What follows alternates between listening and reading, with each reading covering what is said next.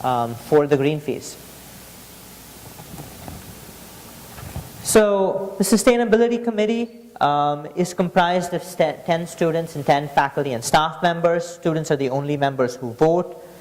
Up through 7 years, there has been no direct staff support. We've kind of done everything by ourselves. We solicit projects through a request for proposals. We don't implement them ourselves. On that note though, we have a new request for proposals out. If you go to our website, which is the one link I didn't put into this presentation, you can find the actual document, and letters of inquiry are due November 24th. We'll be using that to give out probably about $500,000 this year. So if you have sustainability projects that you want to see implemented, come talk to us or submit something. We have our students working on several strategic initiatives, especially around getting new sustainability staff people in place in different units on campus, in housing, working on the landscape, places where they haven't been before, and on getting solar panels implemented on different campus buildings, which is my pet project. And also on tracking the old stuff. So what do we fund with the green fees that we have? We basically look to do things that are not that go above and beyond the university's responsibilities. So for the most part, we don't pay for retro-commissioning. We don't pay for most of the standard energy conservation initiatives that offer good return on investment that are really the university's responsibilities. So we try and do things, for example, landscape is a priority because there is no campus money for it, and really nothing is happening. But we've put money into bike infrastructure over the past couple of years because there is no campus money for it. And it's not being considered a priority, even though it should be. So in many ways, we try and do that. We're using the ICAP now that it's been passed as kind of a strategic framework to operate around, try and support the campus's implementation of that. We do kind of take our responsibility, though, of managing student money very seriously. So we do look in great detail about to what degree these projects do offer a worthwhile benefit to the campus with regards to their cost. We do look at all of the impacts associated with them. We pay a lot more attention now to whether campus will allow a project to happen, because we've spent a lot of time, too much time, trying to push projects through the system that the system was not ready for. And while that's good, it makes you want to cry sometimes. These are some of the major projects that we have funded. A lot of them are campus firsts. That picture in particular is the Krannert Center for the Performing Arts Lobby. What you'll notice is all of these lights are different colors.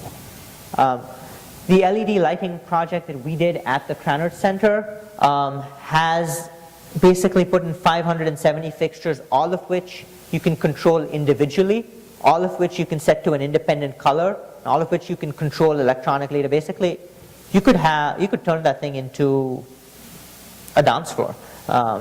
Just control all the lights, do nice fade out effects, all kinds of things. So we're really excited about that, and it has a 7-year payback. It's the first LED lighting installation of this kind, not just at the university, probably in the United States. The wind turbine that we bought into would be the first installation of major wind energy at the U of I campus. If it had happened when it was supposed to, it would have been the first of its kind at a major research university. Lots of people now. There's a list of 50 universities now with wind energy. Anyway, the solar array at BIF was the first solar array on campus. The green roofs at BIF were the first green roofs on campus. The prairie installations that we funded were the first prairie installations on campus. Student farm is the first, farm that contributes food to the residence halls, and first major experimentation with local and organic production on campus. The biodiesel initiative was the first major biofuels initiative, and the ethanol tank that we put in before that as well. The thin client computing was the first one of those that we've gotten started on campus. And we started supporting energy auditing of campus buildings via CDAC's involvement at the Illini Union before it was cool to do retro-commissioning on campus. There's a lot of strategic value in having that. That project, that picture over there is Vet Med, the prairie garden that was put in about a year and a half ago now, I think. It was the first of its kind. It led to us getting Florida and Orchard. It led to us getting a declaration that the campus would put together a sustainable landscape master plan. It's gotten movement to the point where we can talk about hiring a sustainable landscape coordinator. There's a lot of value in getting these kinds of pilot projects in place because of how they change the campus culture more than anything else. We're trying that with eco-reps, getting peer-to-peer environmental educators in the residence halls. We're trying that with local foods. Now that we're starting to actually produce some and have it in the residence halls, we can talk about broader local purchasing initiatives that would have been unthinkable a couple years ago. We've got our building standards now up to LEED Gold and a commitment to get them to the platinum level by 2015. All of these kinds of things are noteworthy. But on the other hand, these numbers kind of put into context what the student fees themselves can do. This campus puts out almost 600,000 tons of carbon dioxide every year. We spend on the order of $80 million a year on energy consumption. We use 65,000 to 90,000 tons of coal. Like, you can view these on a per student basis to make them a little easier to swallow, perhaps. Then that's a couple $1,000s of your tuition money that goes into operating the campus's energy system. And that's tripled over the past 6 years. Those carbon emissions on a per student basis are more than your carbon emissions from your apartment and living on campus, even if you have a car. I did that as an exercise in one of my classes last term.